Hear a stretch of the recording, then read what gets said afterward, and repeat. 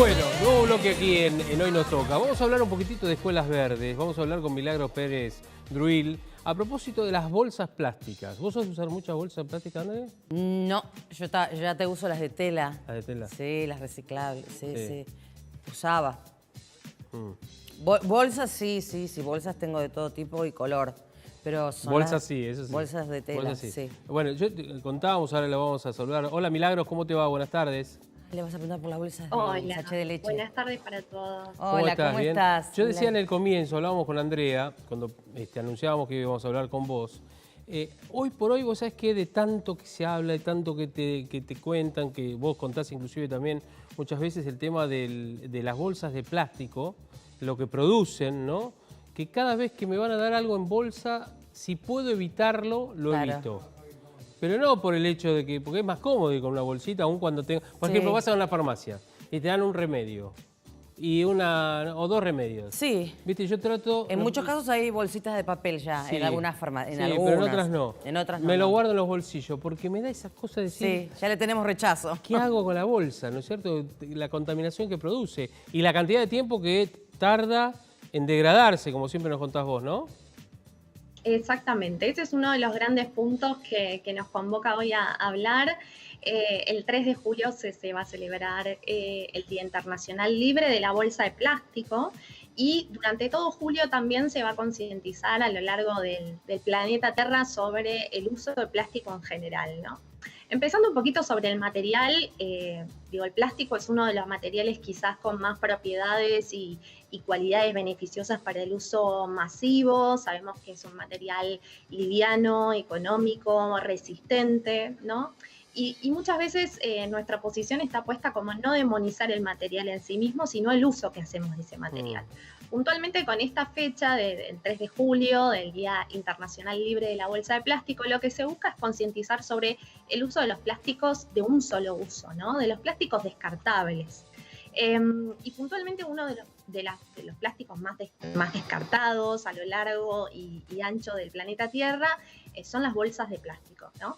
Y las bolsas de plástico, en general, hay mucha confusión también, ¿no? Solemos llamarla como bolsas de nylon y lo cierto es que en general la mayoría de las bolsas plásticas están hechas o de polietileno de alta o de baja densidad o de polipropileno. En general es plástico que deviene del petróleo, que es un recurso natural no renovable. Y por lo tanto ahí tenemos mucho por hacer, ¿no?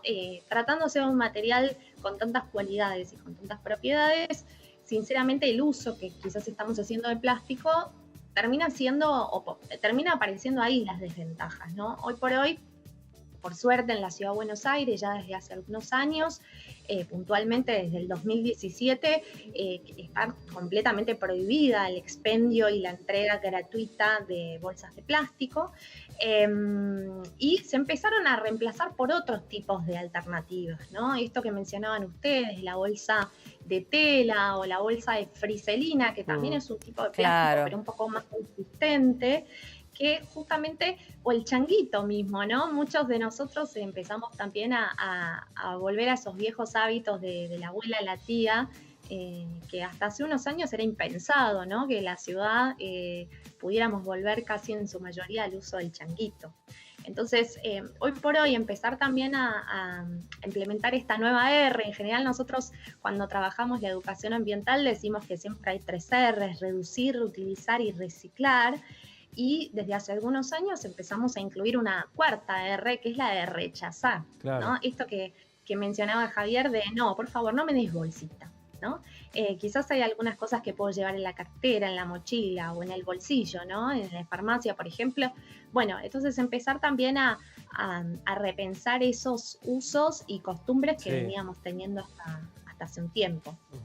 Está bueno eso, porque, a ver, ¿cuánto tardan en degradarse la bolsa de plástico cuando la tiran en los residuos y demás? Bien, bueno, esa es una pregunta muy capciosa, porque en realidad el primer plástico que se fabricó hoy por hoy sigue existiendo. No sabemos cuál fue, pero sigue existiendo. De hecho, siempre decimos que el primer pañal que utilizamos seguramente esté en algún lado. Y se estima más o menos que un plástico bastante livianito, casi de esos transparentes, de baja baja densidad o bajo gramaje, está demorando alrededor de 150 años. ¿Sí? Puede 150 demorar. años. Sí, como mínimo. Claro, no. Es decir, ¿Sí? que una 50 bolsa que años me a dieron, 500 años. una bolsa que me dieron cuando tenía 5 años todavía está ahí dando vueltas. Todavía no se Exacto. degradó. Mirá qué increíble, ¿no? Sí, Increíble, sí. increíble. Exactamente, y depende mucho del gramaje.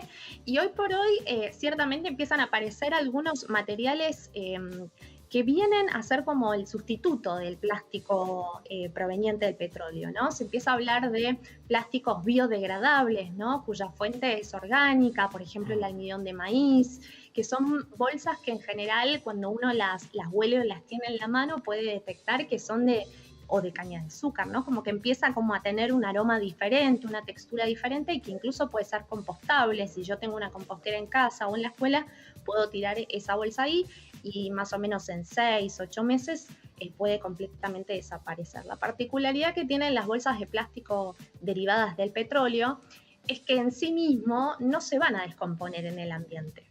Hoy por hoy en la naturaleza no existe un microorganismo que se coma esas partículas de plástico. Simplemente lo que termina sucediendo, que va a terminar sucediendo de acá a 150 años con la bolsa que tengamos hoy en la mano, es que se va a desintegrar en partículas cada vez más pequeñas. ¿Sí? Y ahí van a aparecer lo que llamamos o lo que se conoce comúnmente como microplásticos, ¿no? Que son particularmente estas partículas bien, bien chiquititas, ¿no? Que muchas veces son imperceptibles a la vista humana y que generan también mucha contaminación de las costas, de la fauna marina, que muchas veces confunde a el alimento que deberían ingerir por estas partículas pequeñas de plástico y que después terminan ingresando en la cadena trófica. Sin ir más lejos, muchas veces nosotros se ha demostrado científicamente que al ingerir, por ejemplo, pescado de mar, muchas veces estamos comiendo también pequeñas partículas de plástico. Claro. ¿Sí?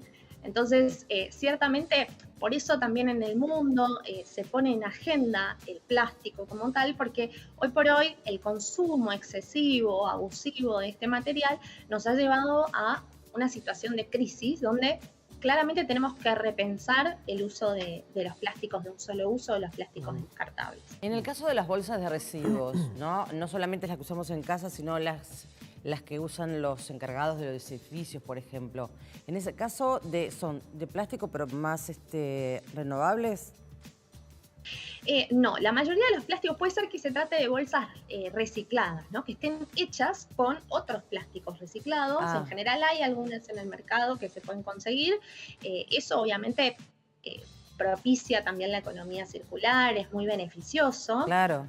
Porque justamente estamos evitando la extracción de petróleo virgen para la fabricación de nuevos plásticos, pero igualmente es posible que si yo no hago una gestión eficiente de esos residuos, después tenga el mismo destino que los otros plásticos, ¿no?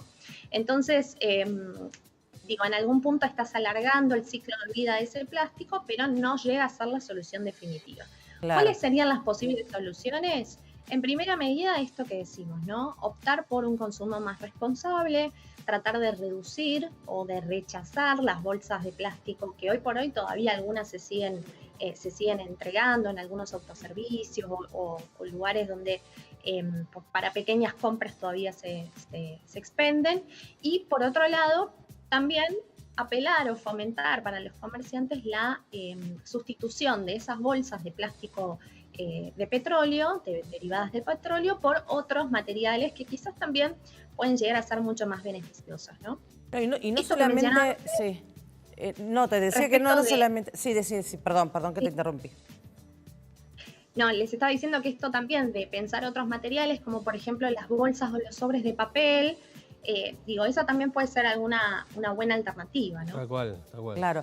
No, yo hablo también de los envoltorios con esas bolsas que utilizan, no sé, si queremos comprar, no sé, por ejemplo, un microondas, no sé, lo que fuere, u otra cosa. Vienen generalmente en un envoltorio de plástico. Eso también, es que es muy habitual. Que es más grueso, ¿no? Sí, tiene más exacto. densidad, ¿no? Sí. Y algunos que tienen esa como acolchado. Que claro, es para y que tienen no se esos globitos. Sí, también. Algunos también eso, lo utilizan mucho también, sí. Eso para, digamos, para cosas más grandes o cuando son muy frágiles. Y para el estrés.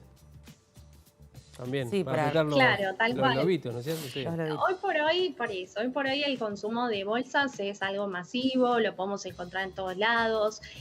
Hay muchas aplicaciones también de reutilización de las bolsas de plástico, esto que en alguna oportunidad les hemos contado sobre la termofusión, eso que vemos ahí en pantalla.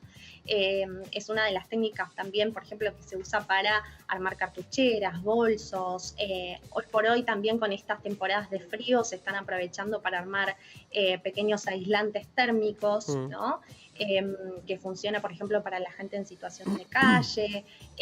Hoy por hoy hay distintas alternativas que en general la sociedad, distintas organizaciones, propiamente también desde el Estado, se impulsan, pero también debe ser acompañado por la participación ciudadana y por un consumo más responsable. Claro, fundamental. Hay otras campañas también vinculadas, por ejemplo, a la reutilización para el armado de coladrillos o de botellas de amor, ¿no? Que son como botellas rellenas de muchos plásticos de un solo uso que después permiten ser recicladas para fabricar, por ejemplo, una madera plástica, que pues, tiene aplicaciones arquitectónicas o para armado de muebles, entre otras cosas. Y ahí nos pregunta nuestro productor general, Luciano Iregui, que dice, un montonazo de tapitas plásticas. Claro, que antes... ¿Viste las de gaseosa? Bueno, él toma muchas gaseosas. Así está, ¿no es cierto? Bueno, toma light, toma de las otras. Entonces, ¿viste? Es así él. Pero además tiene un montón de tapitas. ¿Qué hace con eso ahora? Porque ¿dónde las puede llevar? Una vez el Garrahan me imagino que sigue el tema, y en ¿no? muchos lugares también en... Sí. Sí, la Fundación Garrahan sigue juntando las tapitas. Claramente es uno de los grandes destinos, no solo porque tiene fines solidarios, sino también, obviamente, para promover la economía circular también de ese material. La particularidad de los plásticos chiquitos, como por ejemplo las tapitas, muchas veces está puesta en el volumen y en el tamaño, claro, ¿no? Cuando nosotros logramos... esa es otra de las razones por las que hace un tiempo se impulsó también la prohibición de expendio de sorbetes plásticos. Sí, es verdad. ¿No? ¿Por qué? Porque particularmente sucede con las bolsas, sucede también con las tapitas, con los sorbetes, al ser plásticos muy livianos, muy pequeños, es difícil poder encontrar un volumen significativo para su reciclado. Entonces, eso es lo que hace muchas veces que la economía circular de este tipo de materiales esté un poco paralizada o sea más dificultosa, ¿sí? Por eso también acompañarlo con normativas, resoluciones de parte del Estado, en este caso, para la conducta de los ciudadanos, es muy importante porque de alguna manera también estamos focalizando en un problema que es bastante serio. No sé si saben, pero la Ciudad de Buenos Aires tiene ya relevado que, por ejemplo, 1/3 de lo que llega a los sumideros, ¿no?, de la ciudad son bolsas de plástico, por ejemplo. Sí, es verdad. ¿Sí? Entonces, cuando se hace la limpieza de esos tubos, de los entubados de los arroyos, por ejemplo, se encuentra de todo lo que se retira, 1/3 representan las bolsas de plástico. Entonces, en sí mismo hay mucho por hacer y mucho por trabajar acá, ¿no? Siempre lo que decimos es, más vale bolsa de tela en mano que 100 volando. Sí, y de plástico, obviamente. Claro. Bueno, claro. Mercedes, Milagros, muchísimas gracias. Gracias por esta charla, por explicarnos una vez más justamente algo de lo que más o menos conocemos, pero siempre aprendemos algo más. Sí, exactamente. Saber cómo es la contaminación que podemos evitar. Gracias, Milagros. No, por favor, muchas gracias a ustedes. Buenas tardes. Beso grande, ¿eh? Bueno, nos vemos pronto. Bueno, Milagros Pérez Druil, coordinador del programa Escuelas. Nos olvidamos de preguntarle del tema de las bolsas hechas con sachet de leche. Bueno, es plástico eso también. Claro, es plástico. Es plástico, sí. todo eso es plástico. Y es denso, bastante denso. Sí, exactamente. Bueno, cambiamos de tema. Vamos a hablar un poquitito de...